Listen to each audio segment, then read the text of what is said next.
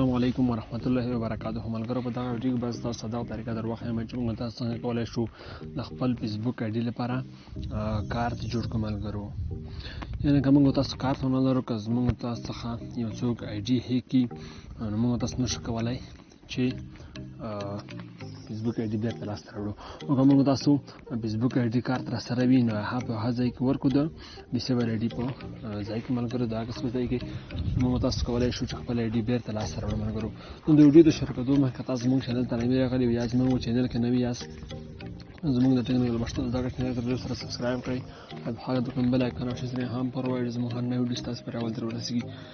ملګرو چې د ویډیو په طرف ویډیو شروع کوو، لومړی ملګرو تاسو خپل د موبایل کې کروم براوزر خلاص کړئ. موبایل کې کله کروم براوزر خلاص ملګرو دا تاسو په سرچ کې ورته ولیکئ. تاسو په سکرین دا لیکم ملګرو پنجکی کم دا ملګرو تاسو ورته ولیکئ. کله ملګرو تاسو دلته ورته ولیکل دا د فیسبوک کمپنۍ کوم چې کارتونه جوړوي ملګرو ډېره ښکلې طریقه ده. ملګرو زما نېټ سلو ده ملګرو، زه ویډیو سکایپ کوم چې ویډیو وګورئ. نو ګورئ ملګرو زموږ دغه راوخت مو دلته به تاسو دغه انتخاب کړئ ملګرو، جنریټ فیسبوک آی ډي کارډ. دغه به تاسو پرې وکړئ یو ځل.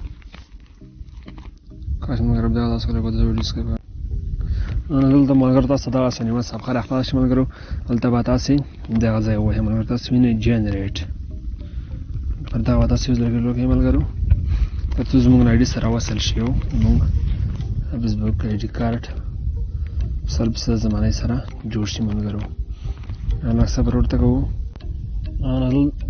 دلته ملګرو تاسو ته وایي چې په دې کې تاسو خپله فیسبوک آی ډي لوګین کړئ، کوم چې تاسو غواړئ چې فیسبوک کارت ورته جوړ کړئ. زه غواړم چې خپله فیسبوک آی ډي ورته لوګین کړم.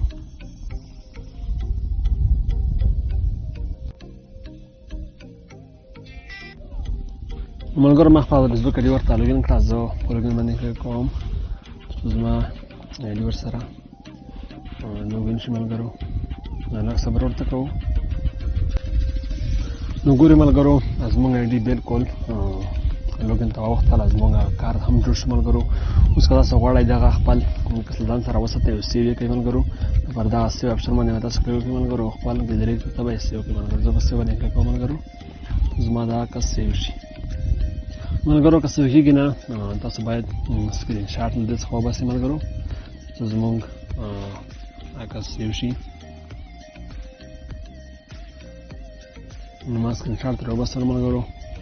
نو دغه عکس به تاسو ځان سره خامخا ساتئ. که تاسو نه کوم وخت آی ډي چا هیک او بلاک کړه دا ډیسیبل وه نو تاسو به هغه ځای کې دغه یو تصویر ورکړئ، انشاءالله تاسو آی ډي به بالکل بېرته خلاص شي. ملګرو ډېره خوندوره طریقه ملګرو چې ما تاسو لپاره دا چینل خوا تاسو لپاره در وړاندې کړه. تر بلې ویډیو تاسو ته د رقم ما تر بیا خیر چېرې ښه وختونه، خدای په امان.